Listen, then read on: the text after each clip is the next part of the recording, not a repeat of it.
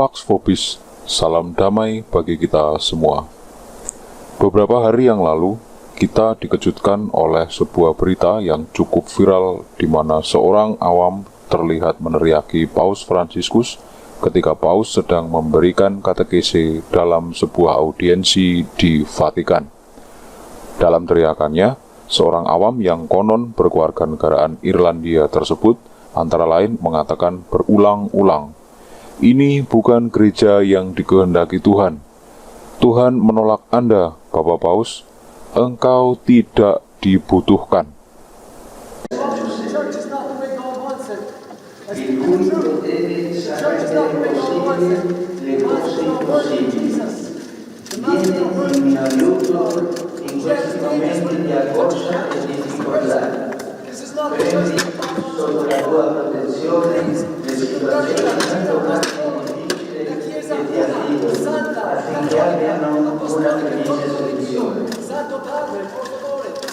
Mio amato Padre, tutta la mia fiducia è risposta in te. Tutta la mia fiducia è risposta in te. E non si dica che ti abbia invocato in vano. È la verità, Padre. Perché poiché tu puoi tutto presso Gesù e Perché la Maria. Chiesa non è come vuole Dio, Dio ti rejecta, Padre. Tu non sei il re. Profeta Samuel. Tidak berapa lama kemudian, Paus mengomentari kejadian tersebut. Menurut Paus, orang tersebut mungkin sedang punya masalah, entah apa. Paus kemudian mengajak para audiens untuk berdoa bagi pria tersebut.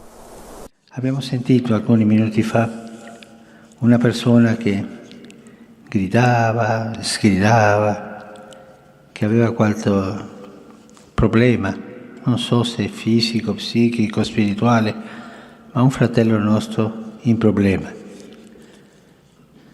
Io vorrei finire pregando per lui, il nostro fratello che soffre, poveretto, se sgridava è perché soffre, ha qualche bisogno, non essere sordi al bisogno di questo fratello. Kejadian ini pun ramai diberitakan di berbagai channel Katolik di Indonesia dengan nada yang hampir sama, yaitu ada orang yang sedang bermasalah meneriaki Paus yang tengah mengadakan audiensi, dan Paus menanggapinya dengan mengajak orang-orang berdoa bagi pria malang tersebut. Semuanya dilengkapi dengan komentar yang juga senada. Betapa mulianya Paus Fransiskus yang tidak menghukum orang tersebut, tapi justru mendoakannya. Sayang sekali, yang diungkapkan di banyak video hanyalah masalah yang amat dangkal dan tidak substansial. Padahal ada persoalan lebih penting yang layak diangkat dari kejadian tersebut. Dalam tanggapannya, Paus yang konon terkenal rendah hati dan merangkul semua orang itu ternyata lebih suka melihat masalah tersebut sebagai kesalahan atau kelemahan orang lain, bukan kesalahan dirinya atau masalah yang terjadi pada gereja yang sedang dipimpinnya. Padahal ini bukan yang pertama kali terjadi. Beberapa waktu yang lalu, seorang imam ortodoks juga meneriakinya sebagai bidat. Apakah lalu semuanya salah orang lain? Saya percaya pria tersebut punya alasan kuat untuk melakukan itu. Terlebih jika kita kaitkan dengan konteks isi katekese Paus pada audiensi tersebut, yang memang mengandung pernyataan-pernyataan yang bertentangan dengan iman Katolik. Dalam katekesenya antara lain, Paus Fransiskus mengatakan demikian. Gereja adalah komunitas orang berdosa yang diselamatkan. Indah definisi ini. Tidak ada yang bisa mengecualikan dirinya dari gereja. Kita semua adalah orang berdosa yang diselamatkan.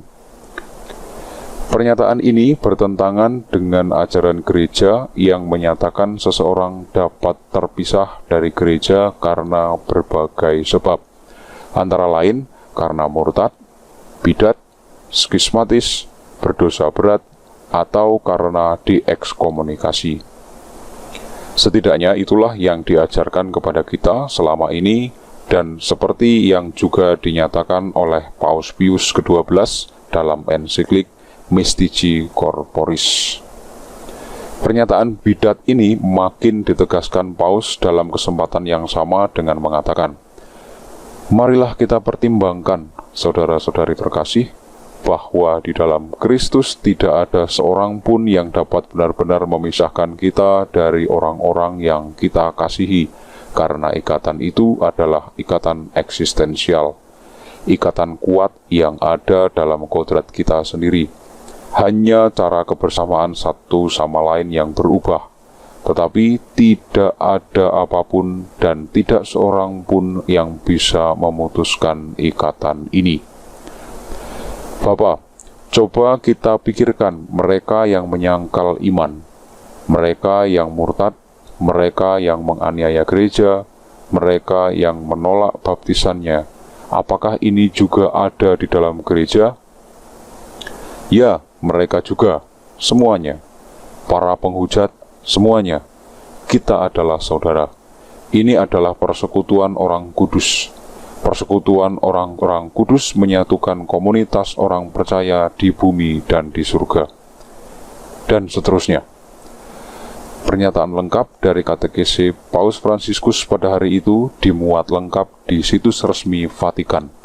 Linknya ada di keterangan video. Jadi, menurut Paus Fransiskus, mereka yang skismatis atau memisahkan diri dari gereja Katolik seperti Patriark Michael Cerularius dan semua anggota gereja Ortodoks tetaplah menjadi bagian dari gereja Katolik. Begitu juga mereka yang bidat seperti Martin Luther, Raja Henry ke-8, John Calvin, dan semua pengikutnya, mereka tetap menjadi bagian dari gereja Katolik dan bagian dari komunitas orang-orang kudus. Ini jelas bertentangan dengan ajaran gereja Katolik. Ini jelas-jelas pernyataan bidat. Maka amat sangat wajar jika orang tersebut berteriak-teriak saat Paus Fransiskus membuat pernyataan-pernyataan bidat tersebut. Yang justru layak disayangkan adalah para imam, uskup, dan kardinal, serta semua umat yang hadir pada waktu itu tapi diam saja. Apakah mereka semua sudah kehilangan rasa dan kepekaan terhadap ajaran iman Katolik yang benar sehingga pernyataan bidat yang begitu jelas dianggap biasa saja? Juga yang sangat mengecewakan adalah channel-channel Katolik Indonesia di YouTube. Tidak hanya yang dikelola awam, tapi juga yang dikelola para klerus. Mana suara mereka? Mengapa mereka diam saja terhadap pernyataan sesat yang dapat membahayakan iman semua orang? Seperti yang dikatakan Paus Felix ketiga, tidak menentang kekeliruan berarti mendukungnya. Maka bersikap diam saja terhadap pernyataan bidat Paus Fransiskus berarti mendukung pernyataan bidat yang diucapkannya. Seandainya kami dari Crusader Network ada di antara para audiens saat itu, kemungkinan besar kami juga akan berteriak dan protes terhadap pernyataan Paus Fransiskus. Bukan karena kami membenci Paus Fransiskus, tapi karena kami mengasihinya, agar dengan protes dan teriakan itu, Paus Fransiskus sadar pada pernyataan bidatnya, segera meralatnya dan bertobat. Dan yang sangat menggelikan, kurang lebih setahun yang lalu, Paus Fransiskus membuat pernyataan publik bahwa mereka yang menolak Konsili Vatikan II atau menafsirkannya tidak sejalan dengan magisterium telah menempatkan diri mereka di luar gereja. Jadi bisa disimpulkan, menurut pengajaran Paus Fransiskus, semua orang yang murtad, menyangkal baptisan, bidat, skismatik, mereka yang diekskomunikasi, bahkan para penghujat Tuhan, tetap ada di dalam gereja Katolik, sedangkan mereka yang setia pada ajaran para rasul dan sebagai konsekuensinya menolak Konsili Vatikan II justru ada di luar gereja. Nah, gereja Katolik manakah yang dimaksudkan oleh Paus Fransiskus? Gereja Katolik versi gandum ataukah gereja Katolik versi lalang? Mari kita renungkan bersama. Terima kasih atas perhatian Anda. Viva Cristo Rei.